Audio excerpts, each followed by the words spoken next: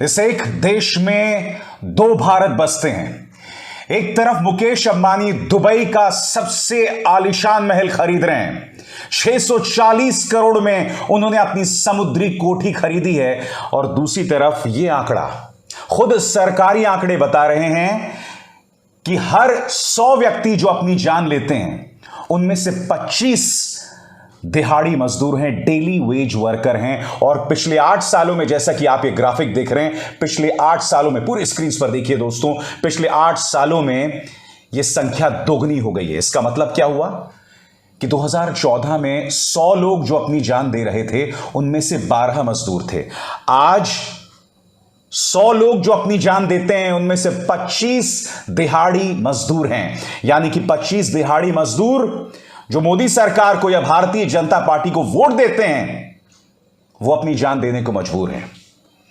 कल्पना कीजिए दोस्तों, जो करोड़ों करोड़ रुपए सरकारें गिराने में, सांसद और विधायक खरीदने में खर्च किए भारतीय जनता पार्टी ने, अगर इन 40,000 मजदूरों पर खर्च कर दिए होते तो क्या इनकी जान नहीं बचती? मगर सबसे पहले दोस्तों, जैसे कि मैंने आपको बताया, इस एक देश में दो देश बसते हैं। खबर देखिए, यह खबर मैं आपको हिंदुस्तान टाइम्स और मिंट के हवाले से बता रहा हूं। इस खबर के मुताबिक 640 करोड़ की समुद्री कोठी जो है खरीदी है मुकेश अंबानी ने। और यह बताया जाता है कि दुबई में समुद्र के सामने इतनी आलीशान कोठी, ये तस्वीरें आप देख रहे हैं, इतनी आलीशान कोठी किसी के पास नहीं है। मुकेश अंबानी ने 640 करोड़ रुपए में खरीदी है। और यह महल जो है कितना आलीशान है। मैं एक बात स्पष्ट कर दूं दोस्तों, मैंने अभी अभी आपको यह भी बताया कि किस तरह से मजदूरों ने अपनी जान दी है। हर 100 लोग जो अपनी जान दे रहे हैं उनमें से 25 दिहाड़ी मजदूर हैं। इसका नाता मुकेश अंबानी से नहीं है। मुकेश अंबानी और उनका परिवार दिन दोगुनी रात चौगुनी तरक्की करे, ऐसी मेरी उनको दुआ है। मगर दूसरी तरफ एक ये हकीकत भी है, मैं आपको बतलाना चाहूंगा आंकड़ा क्या कहता है। और यह आंकड़ा सिहरन पैदा करने वाला है दोस्तों।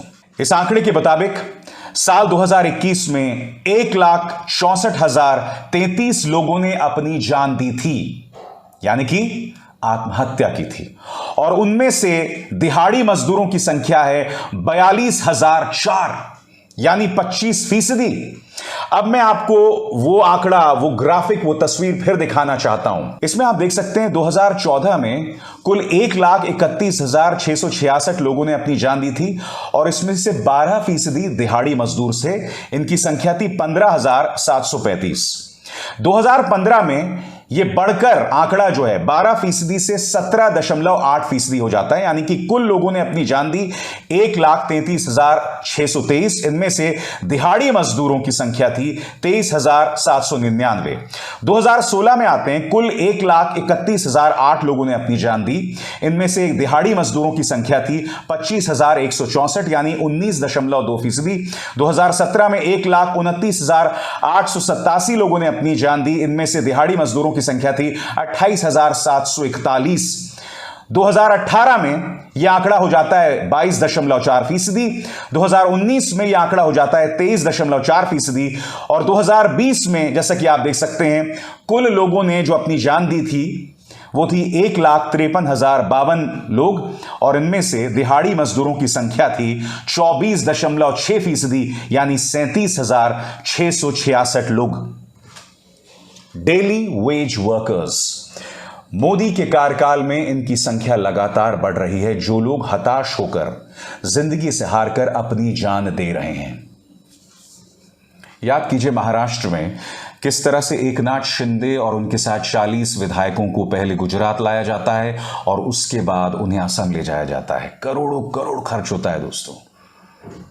चार्टर्ड प्लेन्स में एक जगह से दूसरी जगह ले जाना, प्राइवेट होटल्स में रुकवाना, एक सरकार को गिराने में 100 करोड़ 200 करोड़ न जाने कितने करोड़ खर्च होते हैं। और सिर्फ महाराष्ट्र में सरकार नहीं गिराएगी, गोवा, कर्नाटक, मध्य प्रदेश, राजस्थान में पूरी कोशिश की गई, झारखंड में पूरी कोशिश की जा रही है। झारखंड में भी आपको याद होगा, जेएमएम के एक विधायक ने बयान दिया था कि उन्हें कहा गया था हम आपको कई करोड़ रुपए देंगे और स्वास्थ्य मंत्रालय भी देंगे।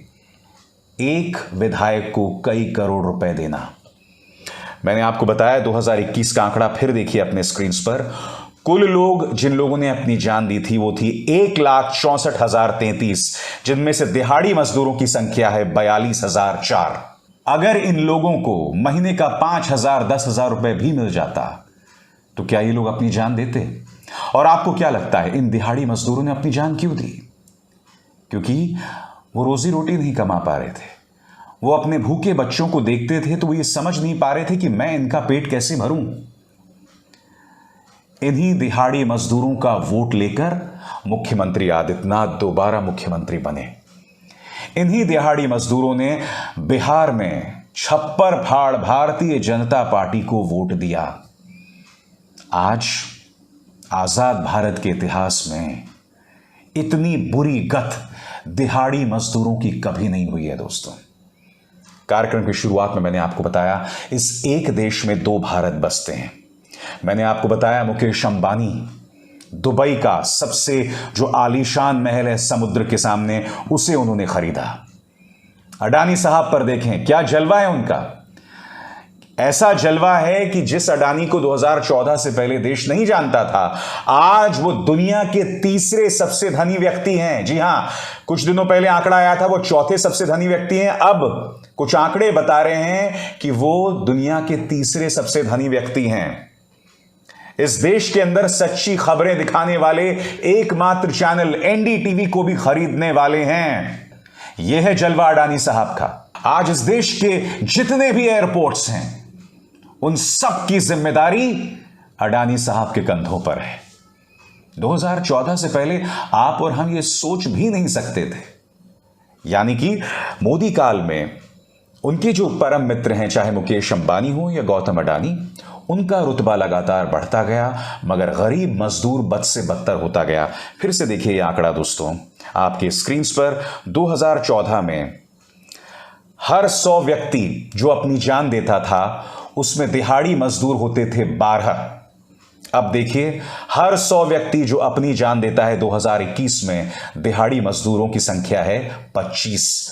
12 से 25। यह है मेरा भारत महान।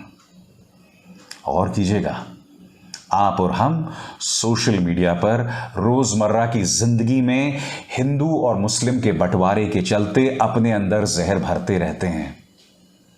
आपके इस जहर से समाज को कोई फायदा नहीं हो रहा है। आपका जो मजदूर जो आपका काम करता है उसकी हालत बद से बदतर हो रही है। आप अपने पड़ोसी को जो आपकी राजनीतिक विचारधारा से इत्तेफाक नहीं रखता उसे आप गाली देते हैं। आप दूसरे धर्म के व्यक्ति को गाली देते हैं, मगर आप ये नहीं देख रहे हैं कि समाज की नींव जिस दिहाड़ी मजदूर के कंधों पर है उसकी हालत क्या होती जा रही है। वो बद से बदतर होता जा रहा है।